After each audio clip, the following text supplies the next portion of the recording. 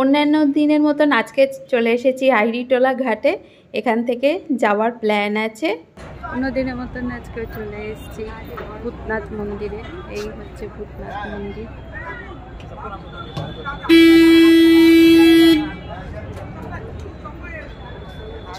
লঞ্চে করে এসেছি।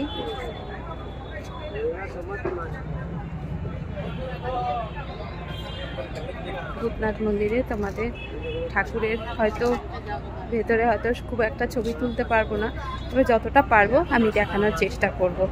হ্যাঁ, তো সাথে থাকো, পাশে থাকো আর দেখতে থাকো।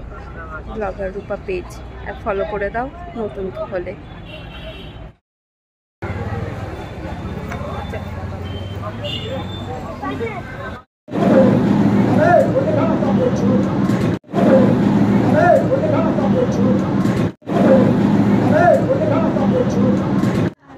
বাবার মন্দিরের বাইরে সবাই কিন্তু সন্ধ্যা বেলায় প্রদীপ দেখাচ্ছে।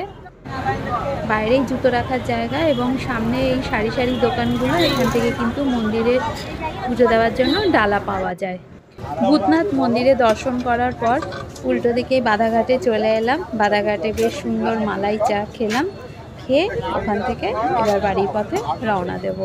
তো বন্ধুরা, তোমরা সবাই আমার পাশে থাকো, সঙ্গে থাকো আর দেখতে থাকো ব্লগার রূপা চ্যানেল। তোমাদের নতুন নতুন আপডেট আমি আমার পেজে দিতে থাকবো। তাহলে আর দেরি করো না, চলো টাটা, গুড বাই, ভালো থেকো, সুস্থ থেকো আর আমার চ্যানেলটাকে কিন্তু অবশ্যই ফলো করে দিও।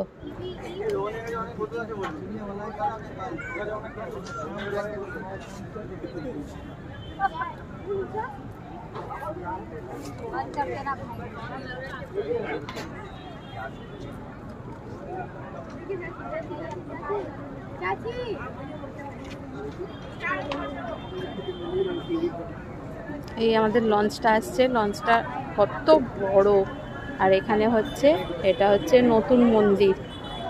হাত দিয়ে দেখাতে নেই, লঞ্চ এসে গেলে এবার উঠে যাবো।